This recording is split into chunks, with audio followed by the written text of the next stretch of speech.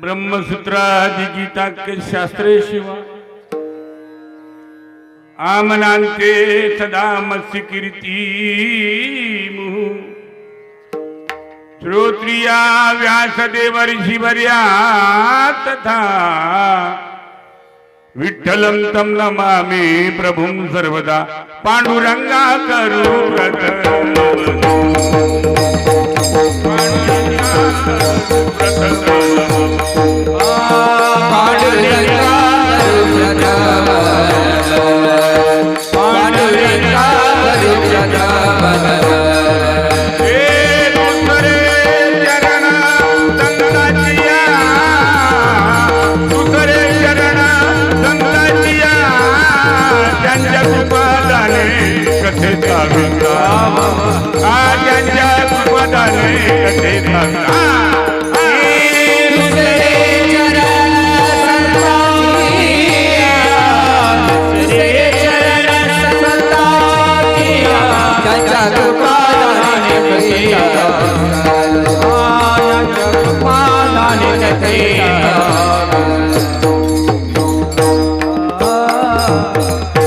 गुरुर्ब्रह्मा गुरुर्विष्णु गुरुर्देव महेश्वरा गुरु साक्षात परब्रह्म तस्मै श्री गुरुवे नमः।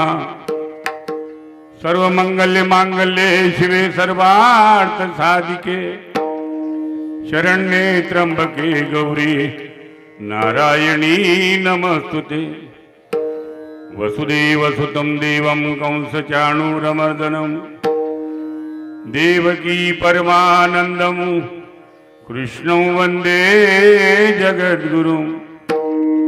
नीलाम्बुजश्यामलकोमलांगं सीतासमारोपितवामभागं पाणौ महासायकचारुचापं नमामि रामं रघुवंशनाथं। मनोजवं मारुततुल्यवेगं जितेन्द्रियं बुद्धिमतां वरिष्ठं वातात्मजं वानरयूतमुख्यं श्रीरामदूतं शरणं प्रपद्ये। जनकसुता जगजननी जानकी अतिशय प्रिय करुणा निदानकी।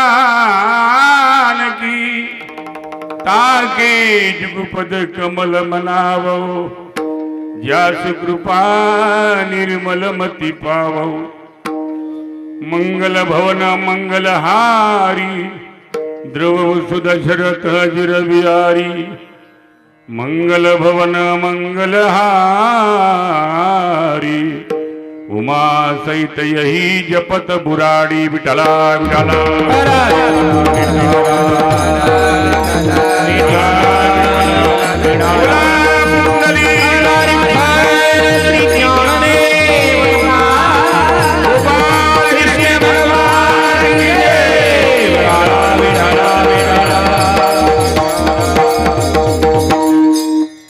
याल तरी यारे लागे याल तरी यारे लागे अवघे माझ्या मागे मागे।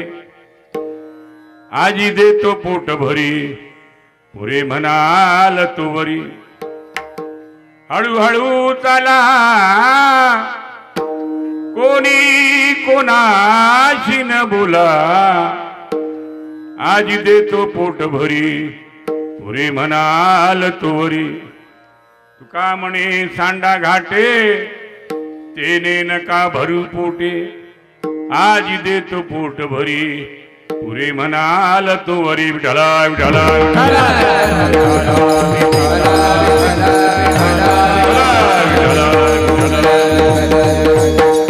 याल तरी यारे लागे अवघे माझ्या मागे मागे। आज देतो पोट भरी पुरे म्हणाल तो वरी।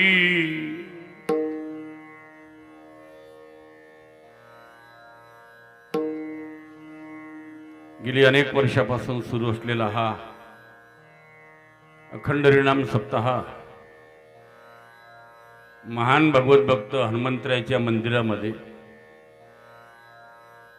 भगवान परमात्मा रामप्रभूच्या जन्मोत्सवाच्या निमित्ताने वैकुंठवासी स्वानंद सुखनिवासी ब्रह्मलीन जायखेडकर माऊली यांच्या आशीर्वादाने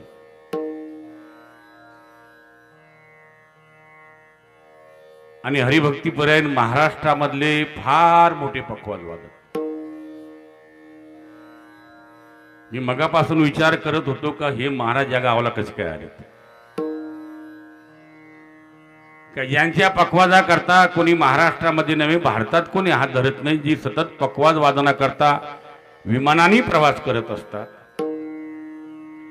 एवढी मोठी आपल्या व्यक्ती आपल्या गावामध्ये येणे, आपल्या गावामध्ये 4 दिवस थांबणे म्हणजे हे काहीतरी या गावाचं प्रेम आगळं वेगळं असलं पाहिजे. भाग जरी समजा हा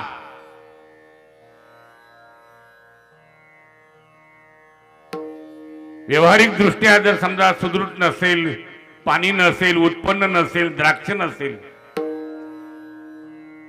या भागामध्ये बाकीच्या काही व्यवस्था नसतील, पण या लोकांचे मन फार पवित्र आहेत बुवा. आणि या लोकांचे मन पवित्र आहेत म्हणून गंभीर महाराज तुम्ही या ठिकाणी थांबलात. विठाला विठाला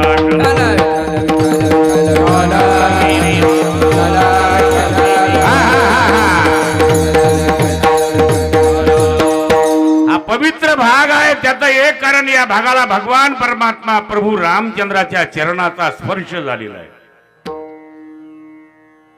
मार्कंडे ऋषी नाही का, मार्कंडे ऋषी असतील, वाल्मिकी ऋषी असतील, सप्तशृंगी माता असेल, सद्गुरू निवृत्तीनाथ महाराज असतील, जायखेडकर माऊली असतील, म्हणजे अशा थोर संतांचा भगवंताचा स्पर्श आपल्या भागाला झालेला आहे. ज्या भागाला स्पर्श झाला, परिसाचा स्पर्श लोखंडाला झाला का लोखंड लोखंड राहत नाही, आणि ते लोखंड परीस झाल्याशिवाय राहत नाही. आपल्या भागातल्या लोकांचं जीवन परीस झालं, परीस झालं, परीस झालं. भाग्यवान माणसात भाग्यवान एवढ्या करता म्हणतो का तुम्ही, म्हणजे भगवान रामायणामधला विषय, आता राम जन्म या ठिकाणी झालेला आहे, रामायणामधला विषय. रामप्रभू घराच्या बाहेर निघाले असताना, राजवाड्यातून निघाले असताना, अयोध्येतून निघाले असताना रामप्रभू नातेवाईकांकडे गेले नाहीत, रामप्रभू सासरवाडीला गेले नाहीत, रामप्रभू पैशावाल्या माणसांकडे गेले नाहीत, पण रामप्रभू पहिले गेले ते आदिवासी भागामध्ये. विठाला विठाला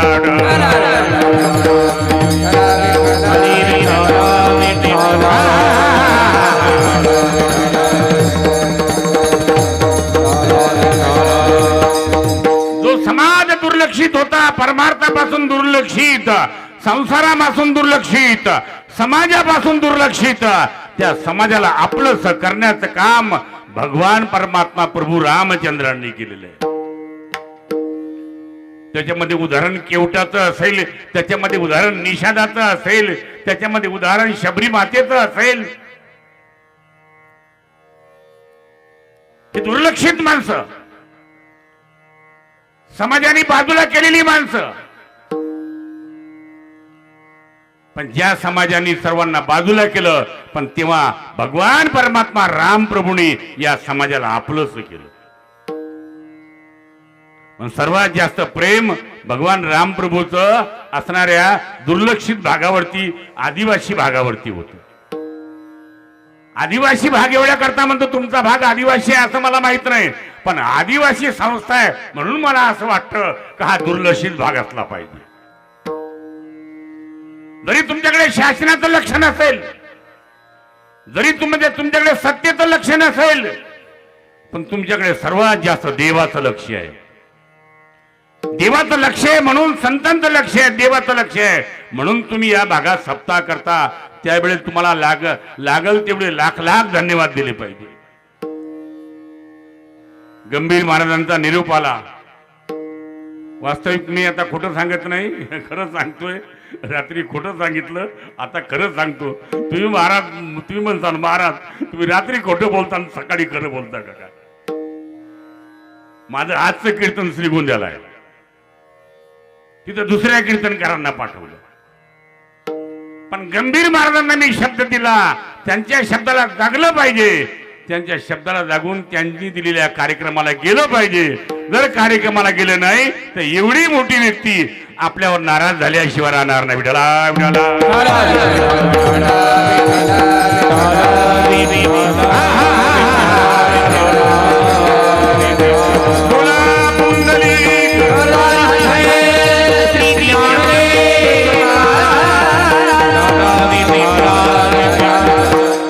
आज एवढे कीर्तनकार, एवढी मोठमोठी महाराष्ट्रामधली सुप्रसिद्ध कीर्तनकार, ज्यांना बोलायचं जरी म्हटलं तर त्याची अपॉइंटमेंट घ्यावी लागते. त्यांची वेळ घेतल्याशिवाय बोलता येत नाही. एवढे मोठमोठे कीर्तनकार आज तुमच्या गावामध्ये 4 दिवस आले. तुमचं गाव आज अयोध्या झालंय. अयोध्या तुमचं गाव आज पंढरपूर झालंय. तुमचं गाव आज आळंदी झालंय. लक्षात आलं का साधू संत तुमच्या गावामध्ये आले. तुमचं गाव पवित्र झालं महाराज. या पवित्रतेचा परिणाम ही संपूर्ण असणारी टाळकरी मंडळी, ही सर्व लहान लहान छोटी मंडळी धोतर घालून उभी आहे. बघा ना, हा लहान धोतर घालून उभा आहे. कुठल्या संस्थेमध्ये येईल मला माहित नाही, पण या गावचीच मुलं आहेत. गावच्या मुलांना सुद्धा असं वाटतंय, कोणी मुलांना वकील बनावं वाटतं, कुणी मुलांना डॉक्टर बनावं वाटतं, कुणाला इंजिनियर बनावं वाटतं, पण या मुलांना ज्ञानोबा तुकोबाराय बनावं वाटतं. विठ्ठला विठ्ठला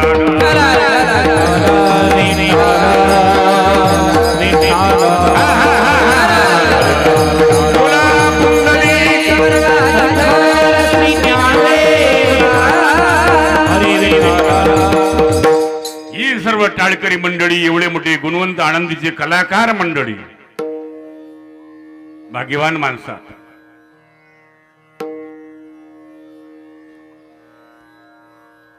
हा पोरं थांबवा जरा, पोरं थांबवा.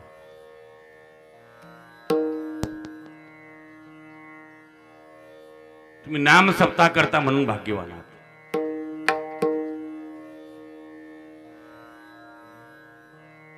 हनुमंतरायचं मंदिर तुमच्या गावाला आहात तुम्ही बांधलं म्हणून भाग्यवान आहात.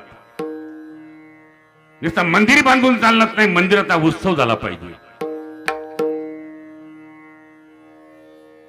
मंदिर बांधलं, मंदिराचा उत्सव झाला नाही तर ते शोरूम होईल. मंदिरात उत्सव झाला पाहिजे, त्या देवतेचा उत्सव झाला पाहिजे, त्याची पूजा झाली पाहिजे. आणि पूजा झाली, उत्सव झाला ना, तर त्या देवतेचा आशीर्वाद गावाला मिळतो. आज सर्व गावाला हनुमंतरायाच्या आशीर्वादाची गरज आहे. आम्ही संपूर्ण दुःखामध्ये अडकलेली माणसं, संसारामध्ये अडकलेली माणसं होता. आम्हाला बाहेर पडायचंय. जर बाहेर पडायचंय असेल ना, तर हनुमंतरायाच्या आशीर्वादाची गरज आहे. रामप्रभूच्या जीवनामध्ये संकटाला असताना रामप्रभूलाही संकटाच्या बाहेर काढणारे कोण होते? कोण होते? पंचायत समितीचे सभापती कोण होते? हनुमंतराय होते. रामप्रभूचं जीवन संकटामध्ये आलंय. तशाही अवस्थेमध्ये रामप्रभूला संकटाच्या बाहेर काढण्याचं काम नवे नवे महाराज जर रामायणामधून हनुमंतरायाला वगळलं ना, तर रामायण झिरो आहे. विठ्ठला विठ्ठला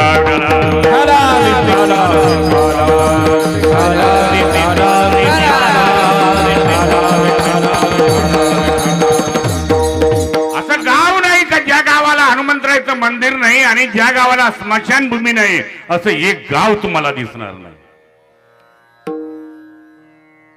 प्रत्येक गावाला स्मशानभूमी आहे. तुमच्या गावाला आहे का? नारूळला नाही. स्मशानभूमी आहे म्हणजे माणसं मरणारी आहेत. ज्यावरती माणसं मरणारी आहेत त्यावरती माणसाला मरणाची भीती आहे. माणसं मरणाला घाबरतात, मरणाची भीती आहे. या मरणाच्या पलीकडे जायचं असेल तर हनुमंतरायाशिवाय दुसरं कोणी पलीकडे नेऊ शकणार? तुमच्या प्रपंचामध्ये संकट आहे, तुमच्या परमार्थामध्ये संकट आहेत, मुलाबाळांचं जीवन संकटामध्ये आहे, तुमचं जीवन संकटामध्ये आहे. जर सर्वांचं जीवन जर संकटाच्या बाहेर जायचं असेल ना, तर हनुमंतरायाचा उत्सव झाला पाहिजे. विठ्ठला विठ्ठला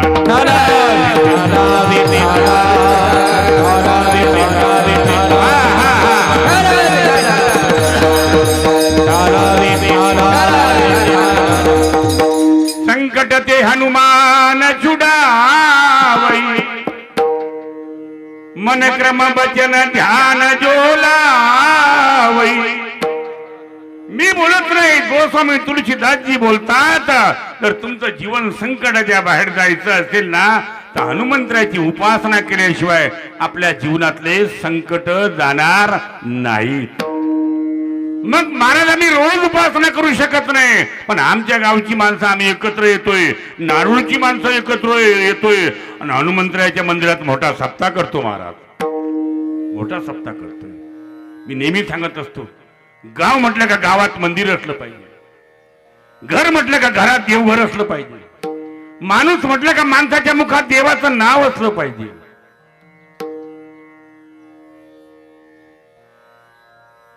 गाव असेल, गावात मंदिर नसेल, त्या गावाला किंमत नाही. घर असेल, घरात देवघर नसेल, त्या घराला किंमत नाही. माणूस असेल, देवाचं भजन करत नसेल, त्याच्या जीवनामध्ये काही अर्थ नाही. विठाला विठाला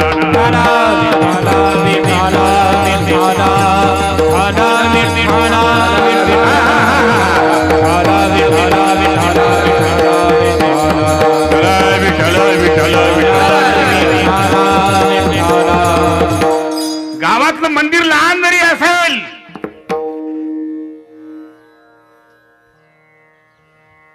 तरी त्या मंदिरामध्ये आशीर्वाद देणारी देवता आहे. या देशातलं सर्वात मोठं सत्तेचं पद जे मोठं आहे ना, त्या पदाचं नाव राष्ट्रपती आहे. राष्ट्रपतीपेक्षा दुसरं पद मोठं नाही. पंतप्रधानांनाही शपथ देण्याची ताकद ज्यांच्यामध्ये, त्याला राष्ट्रपती म्हणतात.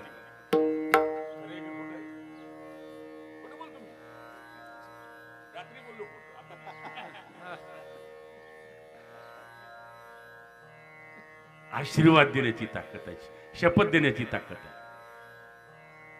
राष्ट्रपती ज्या घरात राहतो, त्या घराचं नाव राष्ट्रपती भवन आहे. ते राष्ट्रपती भवन 1000 एकर मध्ये दिल्लीला आहे. जरी तुमच्या गावची माणसं दिल्लीला गेली, राष्ट्रपती भवनाच्या पुढून जरी चालली, तर कोणीही राष्ट्रपती भवनाला नमस्कार करत नाही. एक दुसऱ्याला म्हणतोय, ए राष्ट्रपती भवन आलं बघ, ए राष्ट्रपती भवन आलं बघ, राष्ट्रपती भवन बघ म्हणतोय, पण नमस्कार करत नाही. आणि तोच राष्ट्रपती जर नारूळ मध्ये आला आणि हनुमंतराच्या मंदिरामध्ये आला, तर हनुमंतराच्या पाया पडल्याशिवाय राहत नाही. मग राष्ट्रपती मोठे का हनुमंतराय मोठे? कोण मोठे? हनुमंतराय मोठे. त्याचं एक कारण, मंदिर मोठं. मंदिरामध्ये 3 अक्षर आहे. जिथं मंगलमय वातावरण आहे त्याला मंदिर म्हणतात. जिथं देणारा समर्थ आहे त्याला मंदिर म्हणतात. जिथं आल्यावर सर्वांना समाधान मिळतंय त्याला मंदिर म्हणतात. विठला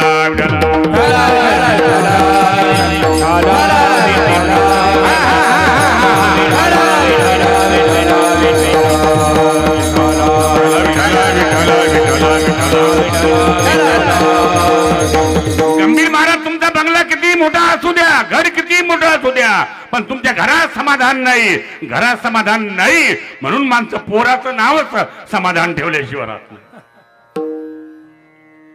समाधानलाही समाधान नाही.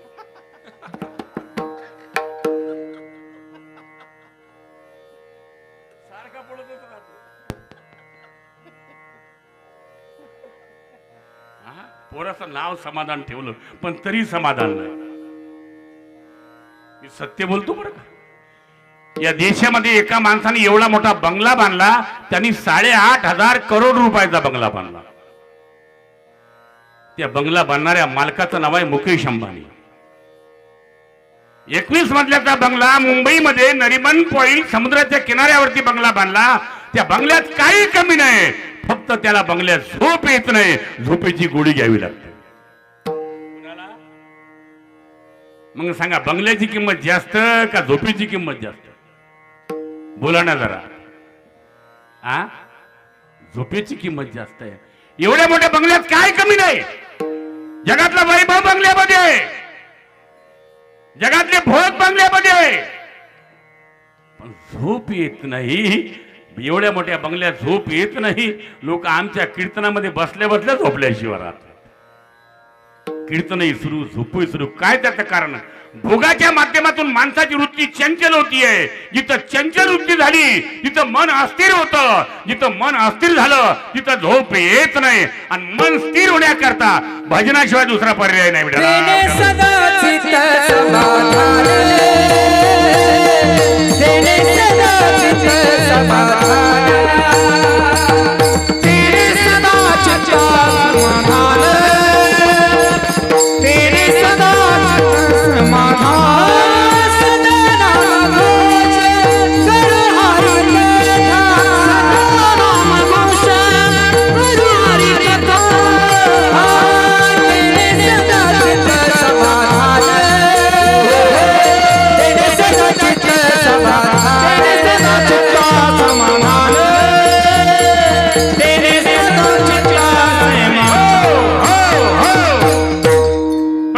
समाधानाची गरज आहे. तुम्हाला समाधान पाहिजे, मंदिरामध्ये या. तुम्हाला समाधान पाहिजे, मंदिरामध्ये या. कळवणच्या माणसाला समाधान पाहिजे, मंदिरामध्ये या. नाशिकच्या माणसाला समाधान पाहिजे, मंदिरामध्ये या. देवळ्याच्या माणसाला समाधान पाहिजे, मंदिरामध्ये या. मंदिराशिवाय समाधान मिळणार नाही. म्हणून लाखो लोक सप्तशृंगी गडावर आल्याशिवाय, जवळच आहे ना तुमच्या इथे सप्तशृंगी माता, जवळच आहे ना. लाखो लोक डोंगर चढून कोणी पायाची वारी करतात, कोणी डोंगर चढतात, कोणी गाड्याने येतात, कोणी मुक्काम करतात, कोणी अनुष्ठान करतात. त्याचं एक कारण, जगामध्ये मंदिराशिवाय समाधान देणारं केंद्र नाही. तुमच्या गावामध्ये आदिवासी शाळा आहे, ते शिक्षण संस्था आहे, काही बाकीच्या वस्तू नसतील, शासनाच्या काही गोष्टी नसतील, पण गावाला समाधान देणारं तुमच्या पूर्वजांनी जे स्थान बांधलंय त्या स्थानाचं नाव आहे गावचं मंदिर. विठला विठला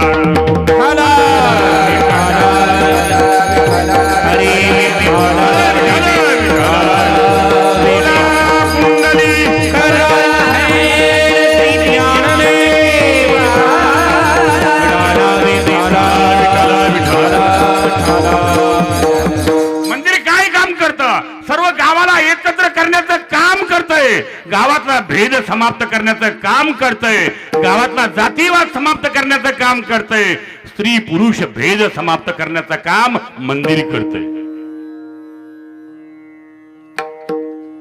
तुकोबाऱ्या म्हणतात, यारे यारे लहान थोर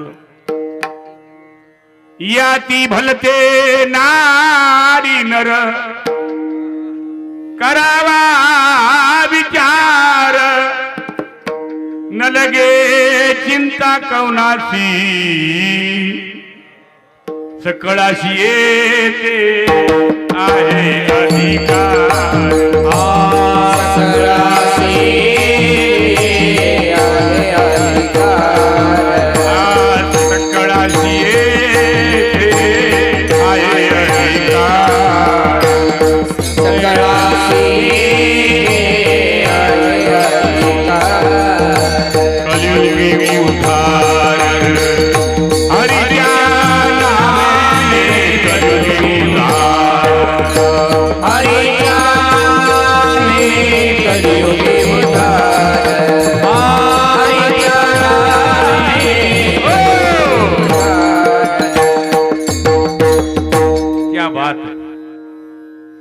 बऱ्याच दिवसांनी प्रसंग आला आपला. खरा प्रसंग अमरावतीला आला होता. अमरावतीला काल्याचं कीर्तन होतं बघा. बोदेव बाबा टाळ घेऊन उभे होते, आरू महाराज आणि पुढे 3 मंत्री बसले होते, पण त्यांना 2 तास हालू दिलं नाही. इथून उठायचं नाही म्हटलं, उठायचंच नाही. मी आचारसंहिता असल्यामुळे काही बोलत नाही, लक्षात. मला काय घेणार, मी काय निवडणुकीला उभा आहे. त्याचं एक काय, सर्वांना अधिकार, सर्वांना अधिकार दिला, सर्वांना भजन करण्याचा अधिकार दिला. म्हणून गावातल्या माणसाने एक करत जा. हा तुमचा नाम सप्ताह आहे ना, तो 4 दिवसाचा दिवस असेल ना, गावातल्या सर्व माणसांनी इथं येत जा, याचा आनंद घेत जा, याला सहकार्य करत जा. नुसता येत नाही का जाऊ. जर हे कार्यक्रम पुढे टिकवायचा असेल, परंपरा टिकवायची असेल, तर याला सर्वांच्या सहकार्याची गरज आहे. तुम्हाला घरात आशीर्वाद पाहिजे असेल तर सहकार्याची गरज आहे. मग कोणी तनानी करा, कोणी मनानी करा, कोणी धनानी करा. तुम्ही प्रपंचामध्ये, लग्नामध्ये, लॉन्समध्ये लग्न लावता. मुलांच्या लग्नाकरता लाखो रुपये खर्च करता. मुलींच्या लग्नाकरता लाखो रुपये खर्च करता. पण तरी एवढा खर्च करून सुद्धा तुम्हाला लोक चांगलं म्हणत नाहीत. खरे का खोटे? आपण दुसऱ्यांनी म्हटलं हो ते लग्न फार छान झालं, जाऊ द्या, त्याचं काय लग्न पेटवायचं का काय? कोण एवढा खर्च केला लॉन्स मध्ये, संपूर्ण डीजे लावला, लोकांना जेवण दिलंय, लोकांनी आईस्क्रीम एवढा खाल्ला का ताटात तसाच आईस्क्रीम राहिला. एवढे पैसे बर्बाद करून सुद्धा कोणी चांगलं म्हणत नाही. आणि भगवंताच्या कामामध्ये जर खर्च केला ना तर भगवान परमात्मा तुमच्या प्रपंचामध्ये सहकार्य केल्याशिवाय राहणार नाही. कशाला खर्च करताय? त्या कोरोना काळामध्ये गंभीर महाराज बरोबर होतो बुवा, 25 माणसाचंच लग्न होत होतं. विठला विठला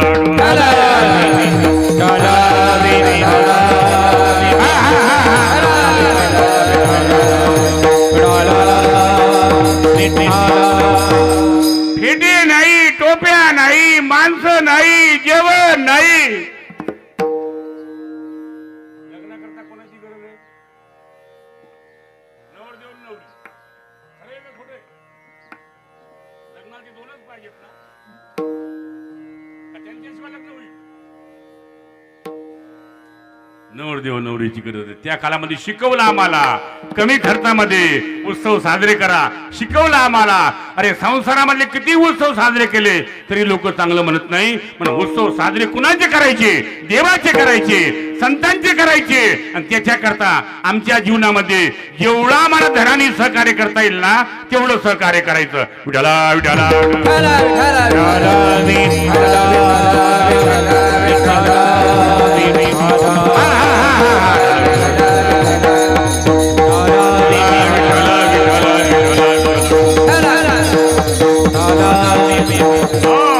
यांनी 5,000ची पावती फाडली ना, दुसऱ्याने म्हणायची माझी 11,000 घ्या, तिसऱ्याने म्हणायचं माझी 21,000 घ्या.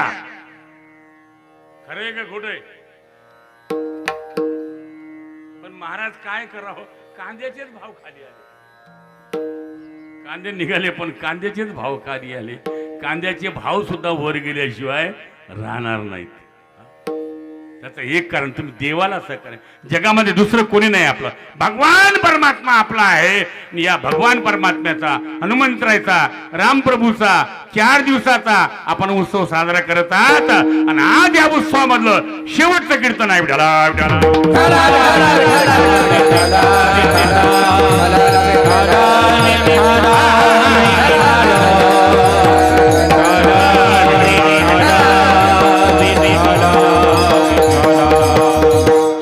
कीर्तन म्हणजे काल्याचं कीर्तन. तो सप्ताह किती दिवसाचा असू द्या, महिन्याचा, वर्षाचा जरी असेल ना तरी काल्याच्या कीर्तनाशिवाय कार्यक्रमाची सांगता शेवट होत नाही. काला संपला का कार्यक्रम संपला. पुन्हा संध्याकाळी या ठिकाणी कीर्तन नाही. असू द्या असू द्या, कालाच आहे. बालगोपालाचाही कालाच आहे. ज्याच्यामध्ये काला आहे त्याला परमार्थ म्हणतात, ज्याच्यामध्ये कालवा आहे त्याला संसार म्हणतात. संसारामध्ये कालवा आहे आणि परमार्थामध्ये काला आहे. लहान मुलांनाही महाराज या काल्याच्या निमित्ताने का होईना आनंद मिळतो का नाही? नाही कीर्तन समजत पण कमीत कमी ऐकून कुल्फी खात का नाही? आई मला आईस्क्रीम दे, आई मला कुल्फी दे, आई मला पेप्सी घे. त्याचं कीर्तन पेप्सीवरच, पण कमीत कमी ते इथं येऊन तर बसलं ना. लक्षात अरे त्याला पेप्सी दिल्यामुळे त्याच्या आईने कीर्तन ऐकलं ना, त्याच्या आईने कीर्तन ऐकलं, त्याच्या पप्पाने कीर्तन ऐकलं. पण हा काला असाच असतो. आणि काला म्हणजे दही भाताचा काला, दही आणि लाईचा काला, हरिनामाचा खिचडी काला, जीव आणि ब्रह्माचा काला. विडाला विडाला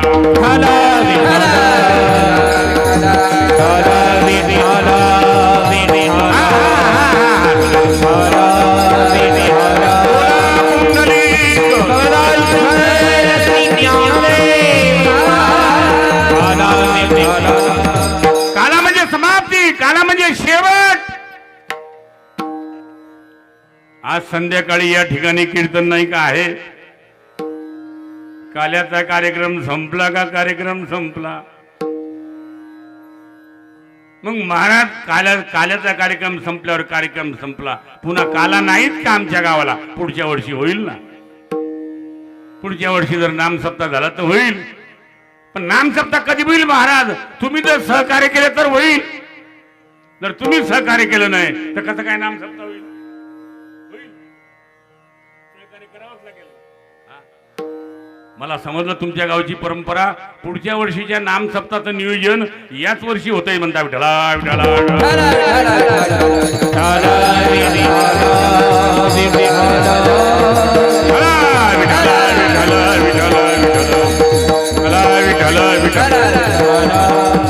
चांगली परंपरा आहे बा. पुढच्या वर्षीच्या नामसप्ताहाचं नियोजन याच वर्षी, म्हणजे पुढच्या वर्षीच्या देणग्या याच वर्षी पुकारतायत. किती भाग्यवान माणसात, किती उदार माणसं आहेत.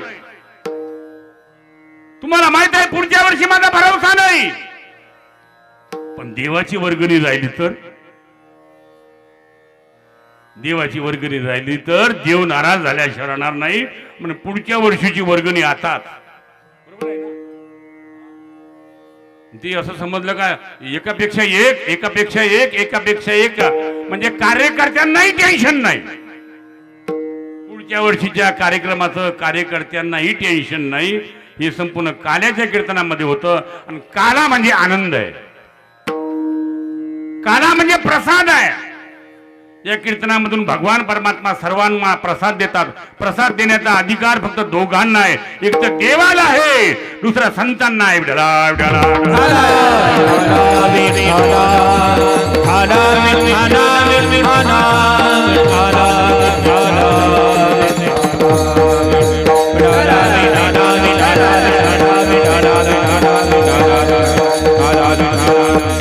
भानुदास गीती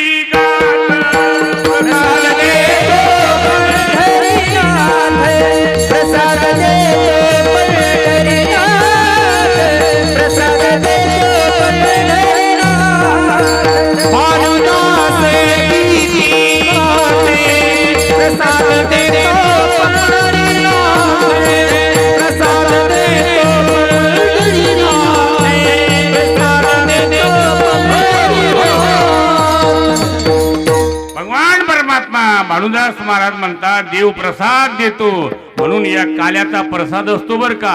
काल्याचं जेवण नसतं, लग्नातलं जेवण असतं.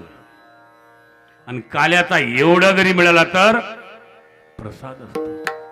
प्रसादाच्या माध्यमातून फायदा काय? भगवान परमात्मा गीतेमध्ये सांगतात प्रसादी सर्व दुःखानां हानिरस्योपजायते.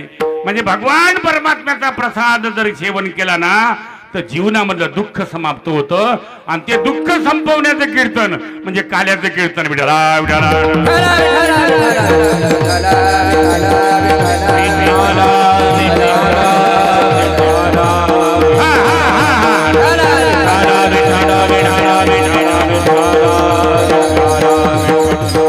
भगवान परमात्म्याला तुकोबारांनी विचारलं आमच्या जीवनामधलं दुःख संपवायचं असेल तर आम्ही काय करावा? Oh